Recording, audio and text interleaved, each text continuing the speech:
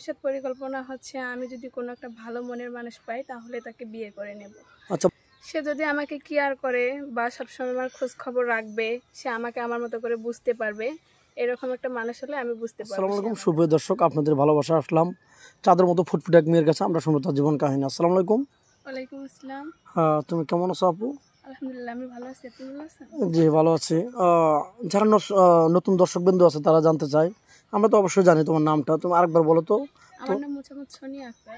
তোমার দেশের বাড়ি কোথায় জানো? আমার দেশের বাড়ি কুমিল্লা 14 গ্রাম। ও আচ্ছা, তোমার ফ্যামিলিতে কে কে আছেন? আমার ফ্যামিলিতে আমরা 4 বোন আছি, আমার বাবা মা কেউ নাই। আচ্ছা, কার কাছে মানুষ হয়েছো? আমি আমার মামার কাছে মানুষ হয়েছি। আচ্ছা, তোমার মামা কি করেন? আমার মামা উনি একজন রিক্সা চালক। তাহলে সেও তো দরিদ্র না? হ্যাঁ। যাই হোক, এখন কি তোমার মামাকে তোমাকে চালাতে বা বিয়ে দিতে কোনো মানে প্রবলেমও পড়তেছেন, মানে এরকম? হ্যাঁ, মামা বিয়ে করছে তো, তাই মামি আমাকে দেখতে পারে না, অনেক জ্বালা যতন করে, এই কারণে আমি ঢাকায় চলে আসি। বুঝতে পারছি। এখন তোমার ভবিষ্যৎ পরিকল্পনা কি? আমার ভবিষ্যৎ পরিকল্পনা হচ্ছে আমি যদি কোনো একটা ভালো মনের মানুষ পাই তাহলে তাকে বিয়ে করে নেব। আচ্ছা, ভালো মানুষ এটা তুমি কিভাবে বুঝবে? সে যদি আমাকে কেয়ার করে বা সবসময় আমার খোঁজ খবর রাখবে, সে আমাকে আমার মতো করে বুঝতে পারবে, এরকম একটা মানুষ হলে আমি বুঝতে পারবো সে আমাকে ভালো। তুমি বলতে চাচ্ছ তো হয়তো 2-1 মাস ফোনে কথাবার্তা বলবো, হ্যাঁ, কিছুটা কথা বললেও বোঝা যায় যে মানুষ আসলে কি কোয়ালিটির হয়, এটা কিছুটা হলে আন্দাজ করা যায় নাকি? তো যাই হোক, কোনো প্রবাসী ভাই তোমাকে বিয়ে করতে চাইলো, তার ওয়াইফ মারা গেছে বা টাকা পয়সা আত্মসাৎ করে চলে গেছে, তুমি কি রাজি হবে? হ্যাঁ, আমি রাজি হব। রাজি?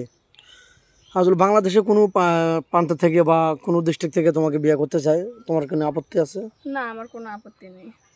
তো যাই হোক, তোমার লেখাপড়া কতটুকু? আমি এসএসসি দিয়েছি। আর উচ্চতা? 5 ফুট 4 ইঞ্চি। সুপ্রিয় দর্শক বন্ধু, আমরা খুঁটিনাটি তুলে ধরার চেষ্টা করলাম। অনেকে বলেন যে তার উচ্চতা কতটুকু, বললেন না আমার উচ্চতা 5 ফিট 8 ইঞ্চি, মেয়েটা মানে উচ্চতা কত, এই জন্য সবই তুলে ধরছি। কোনো ভাইয়ের যদি ভালো লাগে তা আমাদের নাম্বারে যোগাযোগ করবেন। তো যাই হোক, তোমার কি খেতে তুমি ভালোবাসো? আমি গরিব মানুষ তো, তাই ভাত খেতেই বেশি ভালোবাসি। আর স্বামীকে তুমি কি রান্না করে খাওয়াবা? আমার স্বামী যা খেতে চাবে তাই আমি রান্না করে খাওয়াবো। সবই পারো না? এভরিথিং। তোমার কি যৌথ ফ্যামিলি ভালো লাগে না সিঙ্গেল ফ্যামিলি ভালো লাগে? যৌথ ফ্যামিলি ভালো লাগে। কেন, এমনটা কেন? কারণ আমি ছোটবেলা থেকে মা বাবাকে পাইনি, এই কারণে হচ্ছে আমি চাই যে আমার হাজবেন্ড হবে, তার মা বাবা তার পরিবারে যেন সবাই থাকে, তাকে যেন নিজের বাবা মায়ের মতো করে দেখতে পারে। আচ্ছা, এরকমটা হবে না যে তোমাকে তোমার হাজবেন্ড বাংলাদেশে রেখে গেল, তুমি শ্বশুরের সাথে খারাপ ব্যবহার বা খারাপ রিয়াক্ট করতেছো? না, আমি এটা কখনোই করব না। সত্যি বলতেছো তো? হ্যাঁ। নাকি এখন তুমি অসহায় আছো দেখে সহযোগিতার জন্য তুমি মিথ্যা কথা বলতেছো, এরকম না তো? না, এরকম আমি কিছু করব না। যে আমাকে এগিয়ে দেবে আমিও চাই তার জন্য ভালো কিছু করব। আচ্ছা, তুমি একটু ভালো একটা মন পেলে, ভালো একটা স্বামী পেলে, তোমার কি কোনো ইচ্ছা আছে যে ভালো ঘরে আমার বিয়ে হলে আমি কোথাও ভ্রমণ করতে যাবো, এরকম আশা আছে?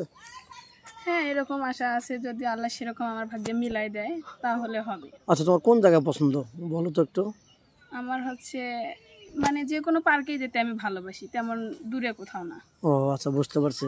গরিব মানুষ স্বপ্নটা মানে অল্প ছোট নাকি? হ্যাঁ। আচ্ছা, যাই হোক, নামাজ কালাম তো পড়া হয়, তুমি তো মুসলমান না? হ্যাঁ, 5 ওয়াক্ত নামাজ পড়ি, কোরআন শরীফ খতম দিয়েছি।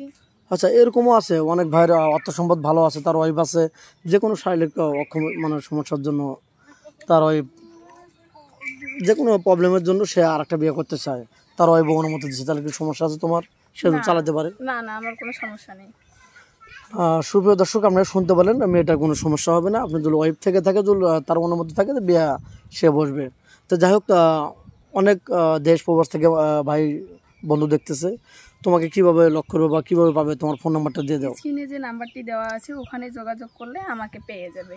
আপনারা শুনতে পারলেন, আর কোনো ফোন নেই, আমাদের ফোন নাম্বার দেওয়া থাকবে, কেউ ভিডিও কল দেবেন না, দয়া করে কেউ ভিডিও কল দেবেন না, অর্ডার কল দেবেন। ভিডিও কল দিলে ব্লক করতে বাধ্য হবো। ভালো থাকবেন, সুস্থ থাকবেন, এ পর্যন্ত, আল্লাহ হাফেজ।